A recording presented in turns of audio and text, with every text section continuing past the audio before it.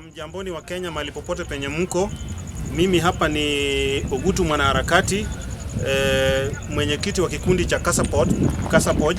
Tuko hapa na wenzetu, hapa tuko na Geoffrey, tuko hapa na Sami na tuko na Isaac.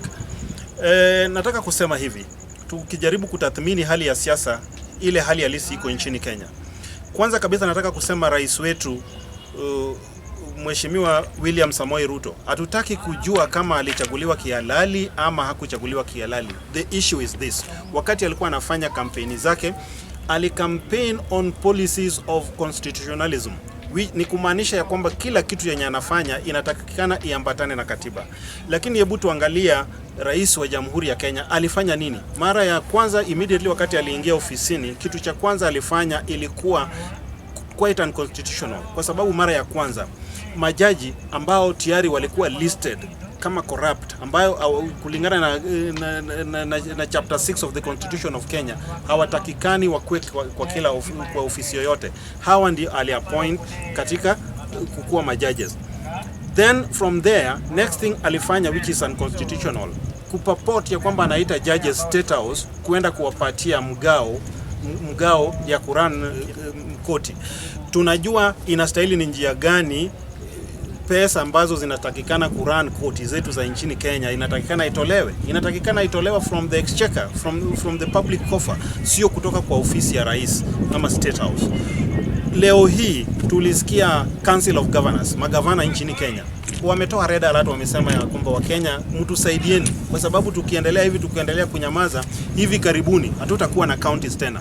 Gatuzi za nchini Kenya hazitakuwa tena, kwa sababu hizi counties hakuna pesa za kurani hizi counties. Tumekuwa tukiona rais wa Jamhuri ya Kenya akienda katika kila media anasema ya kwamba ameshatoa pesa imekuwa released kwa hizi counties, pesa imekuwa released kwa constituencies, but in real sense hakuna pesa, which means the president is killing the devolution. The president is not about the 2010 constitution. Kuna jambo lingine ningependa kuongea.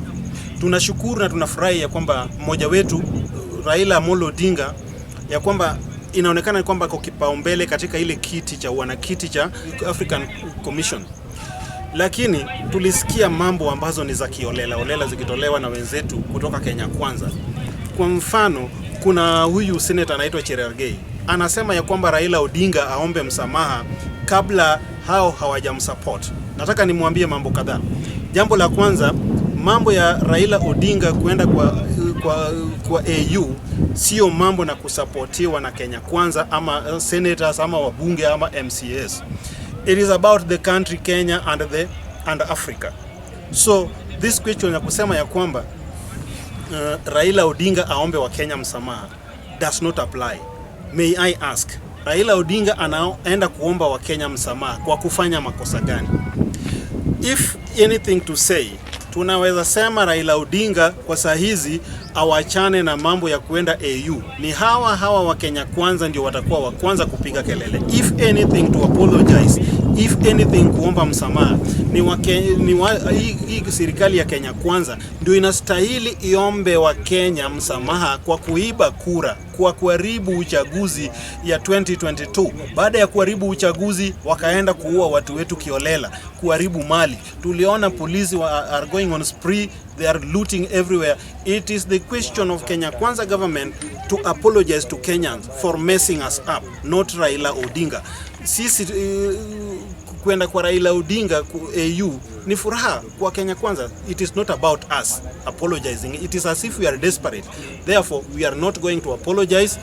Kama ni ku apologize, it is them to apologize. Thank you so much. Yes, thank you very much. Mimi naitwa Godfrey Omo na tuko hapa kama Kasapoj team. Kasapoj in full ni Kibra activist for social, administrative and political justice. Sisi ni wale wakaji wa Kibra na tunapigania haki ya Wakenya wote. So leo nitaongelea maneno mawili tu. Kitu ya kwanza nataka kurespond, and we are sending a warning especially to members of parliament allied to Azimio. On Wednesday, when the House Levy Bill was tabled in Parliament, a good number of members of parliament, especially from ODM, were missing in action. So we want a clear explanation from them on why they missed such a very crucial and important bill in parliament. One of them is Babu Owino. We remember last year when the same bill was tabled in parliament, Babu Owino was missing in action. Tumeona wengi na unataka kuambia Babu Owino, it's like kuna ukora anatuchezea, ama ni kama kuna vile kuna watu wanamlepa, kwa sababu huwezi tuambia ile bili ya kwanza ulipotea ukatuambia uko na kesi kotini. Jana hukuonekana, hii ya juzi hukuonekana. Kumaanisha kuna mpango na kuna plan mko nayo. Na hii mambo ya nyinyi watu kukuja kwa matanga, kukuje kwa rally, mnatuambia vile mnaenda kupigana na hiyo bill kwa parliament, alafu ikifika wakati yenye Wakenya wanawahitaji sana mfike kwa bunge, nyinyi nyote mnapotea. So we want to send a very stern warning to them, because as a country and as supporters of Raila Amolo Odinga, we are not pleased with your actions. Kitu ya kwanza tuliona hadi wengine wamekuwa nominated kama Irene Mayaka, huyo wa Kisii. Huyo hajaionekana na alipewa favor na hii party. And we also want to know on what grounds was this lady nominated. Alikuwa nominated na nani akuwe ODM? Kwa sababu saa zile tunawahitaji wapatikane. The all party chairman John Badi was also missing in action. Akwa kazi yake ni kutembea kwa matanga, yeye anatafuta kiti ya Suba no, na Wakenya wanamtegemea. Party, a chairman of a political party like ODM anafaa kuwe responsible, and we expected him, yeye ndiye kusanya hao watu wote wa ODM na wape direction. Yeye akwa, kuna mwingine anaitwa Ladwa, yeye pia kuonekana. So we are not happy as supporters of Raila Amolo Odinga. Inamaanisha Raila kienda AU tutasafa zaidi, kwa sababu ni ukora tu kidogo, hawataki kufika, because the democracy dictates that majority have got their way and minority have got their say. You don't hawafai kupeleka say yao kwa matanga. Hizi say tulikuwa tunataka kuona hizi vitu zote ikiwekwa hapo kwa parliament. So the next move tunangoja Senate, na tunataka kuona vile Senate pia wamebehave. Hakuna mahali imesemwa kama nyinyi ni minority sasa muendi kwa bunge. Kama unajua wako minority hawezi fika kwa bunge, the best thing wanaweza fanya, mwenye hataki kuenda bunge kuwakilisha wa Kenya, you are free to resign. So tunawaomba kama kuna mtu ameona there are few ambayo hawezi pitisha anything in parliament, then I think they all need to go home.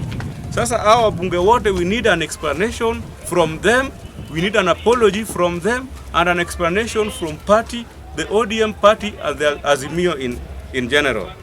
Issue number 2 ni mambo ya AU. Nimesikia wakisema ya kwamba kuna ukora ingine ama kuna negotiation yenye iko kati ya Uhuru Kenyatta na Jakaya Kikwete. I still want to believe, kwa sababu sijasikia hii kitu kutoka kwa Uhuru mwenyewe na sijasikia hii kitu kutoka kwa Jakaya Kikwete mwenyewe.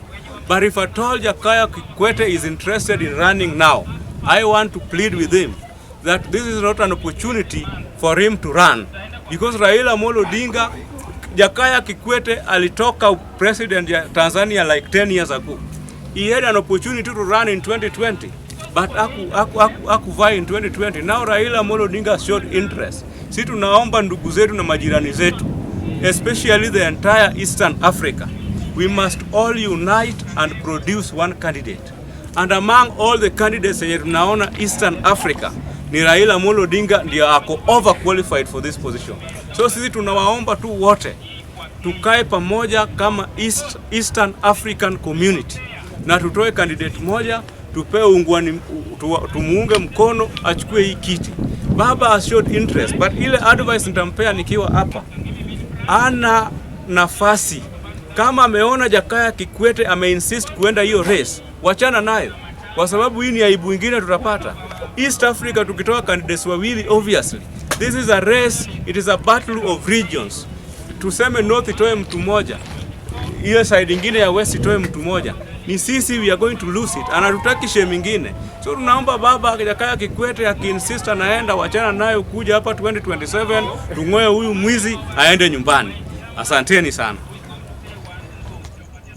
Let me take this opportunity to thank my fellow activist group for this evening press briefing. I want to categorically address 2 issues. affecting our country today. One, our country was listed among other 22 countries yesterday by an organization, Financial Action Trust group. They have listed our country, our country is a money laundering country. They have also stated clearly that Kenya is being financed by other terrorist institutions. What we ask other fellow Kenyans, what are the implications of these two findings by this organization? One, that our country today will not be able to access other financial institutions like IMF. Two, that the dollar rate and the Kenya shillings will be very at par and will be very different. The difference will be too high, as witnessed in the last 2 months, where dollar rated 168 against shillings. This will be very bad against our economy status today.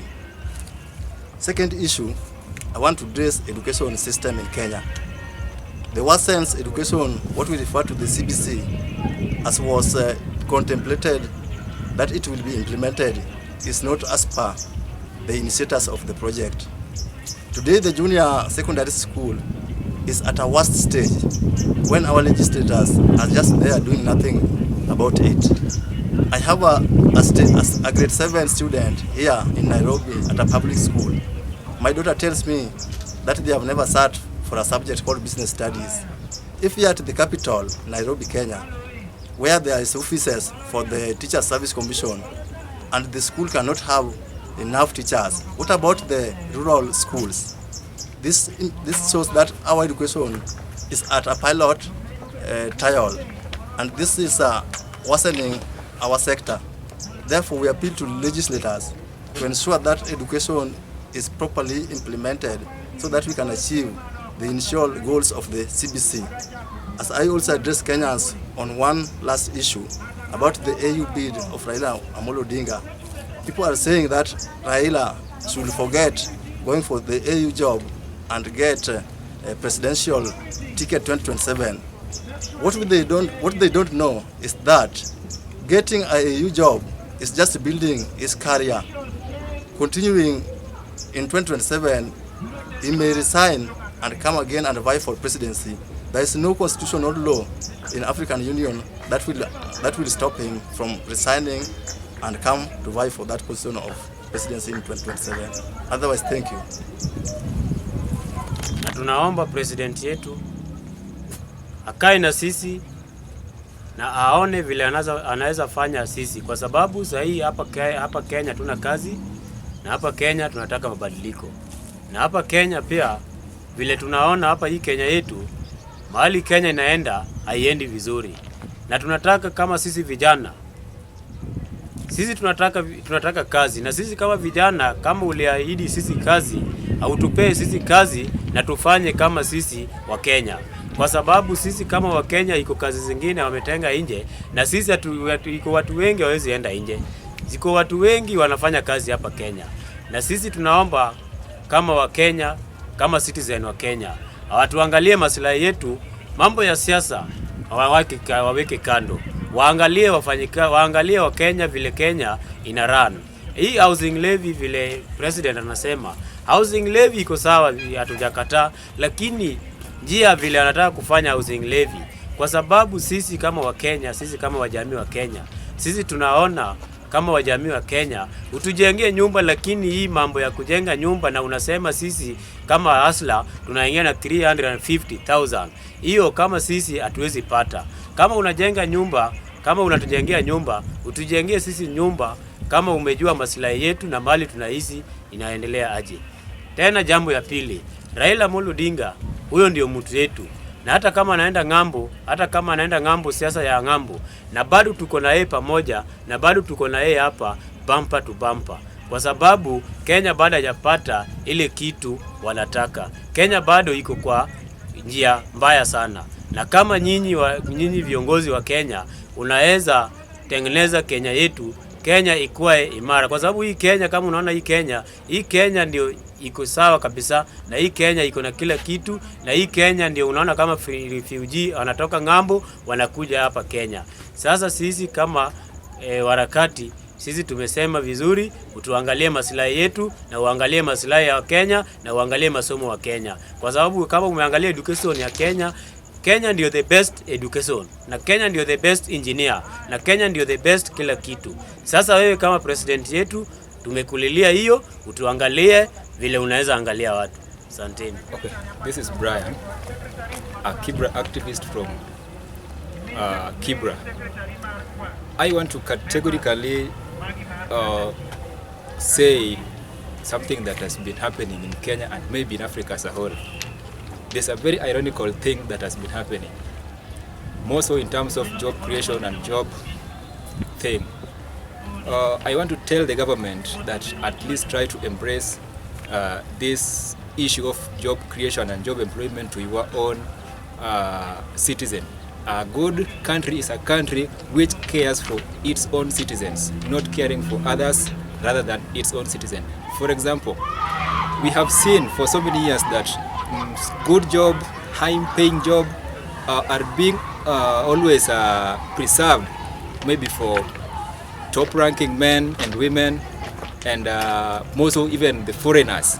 For example, for instance, if you see a foreigner coming to Kenya and doing some little jobs, or maybe the informal job as they call it, like maybe roasting maize, being a manamba, being a mtumba seller, if a foreigner can do such jobs, then he is always heckled, he's always maybe chased away or even brought to the light, like he's denying or like grabbing Kenyan jobs.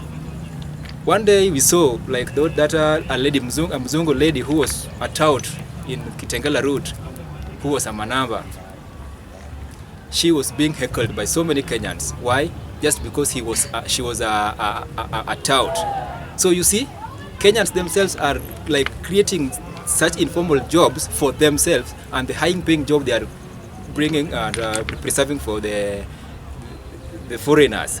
You can't find a Mzungu coming to roast maize in Kenya. But if you come, if you go to US, if you go to those European countries, you will see African people doing such informal jobs, and they're just fine, they're making money, and no one is talking about that. But in Kenya or in Africa, if you see those whites doing such jobs, then he or she is being regarded as someone who is like trying to bring the competition with the locals. So I just want to ask and beg our president and our government, at least try to preserve those jobs, those high-paying jobs, those better jobs for your own people. Like, don't try to overlook us. Don't try to overlook other foreigners like you. Consider them much than your own people. We have been hearing from like now 10 years and above, the Uhuru regime, now the Ruto regime, trying to emphasize like we are going to create over 100 or 1 million jobs for our own people, but you're not seeing these jobs. These jobs are being done by people coming from abroad. So I'm just trying to plead with the government, please try look for your people. If you really care for the citizens, for your own citizens, try to preserve these jobs, try to make sure that you employ at least over 100,000 people in a year. I think this issue of criminality, these issues of so many things, the negativities will reduce, and will have easy time to govern even your people. Thank you.